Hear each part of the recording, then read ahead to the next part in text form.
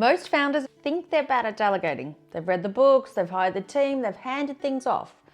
And 6 weeks later, everything's back on the desk. Here's the reframe. You're not bad at delegating, you're delegating the wrong layer. Delegation isn't one skill, it's an architecture. And most founders hand off the bottom layer, keep the top layer, and wonder why they're still the bottleneck. Let me show you the 3 layers and which one you should never delegate first. I've walked this framework with 6- and 7-figure service business founders. Every single one of them was delegating in the wrong order.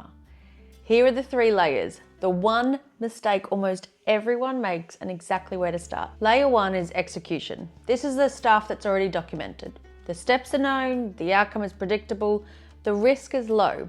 Sending invoices, scheduling posts, updating the CRM. This is where most founders start delegating. It makes sense. It's the safest layer. The cost of getting it wrong is low. And here's the trap. Delegating execution feels productive. You clear your plate. You feel lighter for about 2 weeks. But execution tasks weren't the thing consuming your capacity. They were the visible layer. The real bottleneck was underneath them the whole time. So you clean house, hire a VA, hand off 12 things, and 3 months later, you're still working until 8 p.m. because you never touch the middle layer. The middle layer is decision rights. This is the difference between handing someone a task and handing someone the authority to make a call without you.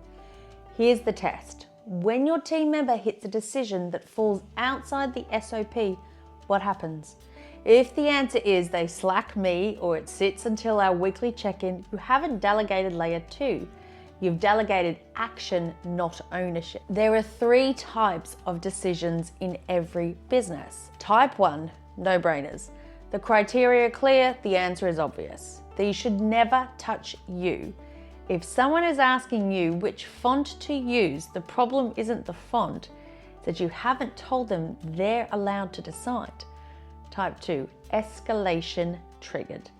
These have a clear rule. If the budget exceeds X, escalate. If the timeline slips past Y, escalate. Otherwise, decide. Most founders don't write the rule.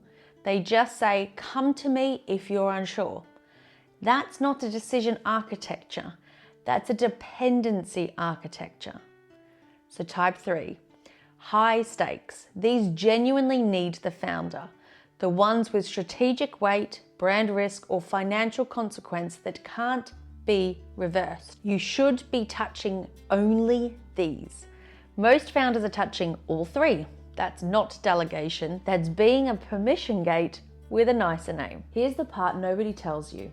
You build the middle layer before you build the bottom layer. Think about that. You don't start by hiring more people. You start by auditing your last 2 weeks. Grab a piece of paper. Left column, every decision someone brought to you. Right column, which type was it?